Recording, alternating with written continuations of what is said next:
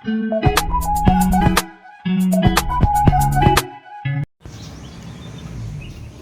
morning mga Pogi. Pogi, good morning. At nasa day 5 na tayo ng pag-aalaga nitong broiler, 45 days. Ngayon, at nagpalit ako ng kasi doon bali 4 na yung namatay. Sa day 2, 3, tapos day isa. At gumawa ako ng bagong nilang kulungan. Ginawa ko na siyang screen din yung pero flat siya. Ayan. Ito. At ito yung bago kong ginawang kulungan. Ito na nga. Ayan na nga siya. Ayan. Ayan. At hindi ko alam bakit nagkaganon yung mga kasi sabi sa akin nababasa daw sa mga ihi nila.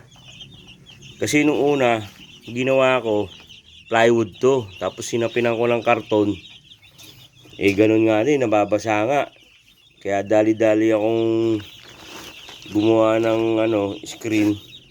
Bumili ko ng screen at pinalitan ko agad. At yan na nga sila ngayon, at yung dumi nila doon na tumatapos sa ilalim. Kung madali na maglinis, hindi katulad ng plywood. Tapos magpapapalit-palit agad ng umaga, hapon, palit ng ito, konting linis lang, baksak sa ilalim yung dumi. At madaling linisin sa ilalim. O ngayon kataka ko, Lodi, kung bakit ganyan ang mga balahibo nila. Ayan. Sabi, basa. O, ano ba yan? Taglugon ba yan? O ano? Kung meron kayong mga maipapayo sa akin, sa mga talagang, ayun, may patay na naman na isa. Hindi ko alam bakit siya namamatay. Ano kaya ang nito? Ayan. Ayun, patay na naman ang isa. Ayun patay na naman.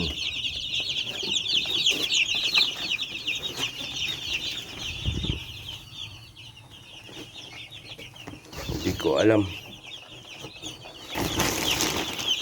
Kung kayo may maipapayo, advice na naman ako. Wala kasi kung siyempre naglakas loob lang ako mag-alaga. Kaya mga Pogi, kung kayo merong suggestion o pwede naman na comment kayo sa akin or PM nyo ako sa Facebook ko. Kuya Bayani din ang account ko sa Facebook. Ayan bali nagpalit na nga ako. Kasi doon malalaki yung screen sa ilalim. Tapos nilagyan ko ng karton, nilagyan ko ng Manila paper. Malayo, ang hirap naman linisin. Kaya nag-decide ako gumawa ulit ng isang kulungan para sa mga sisiw lang.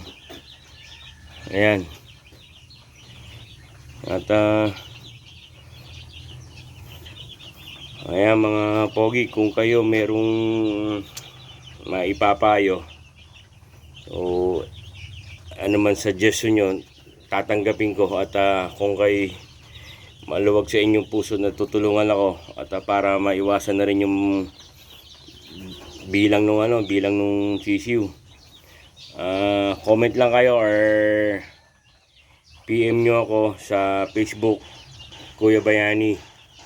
Ayun, yun ang account ko. At maraming salamat po sa inyong lahat. Naway sana'y matulungan nyo ako sa aking suliranin. Maraming po salamat.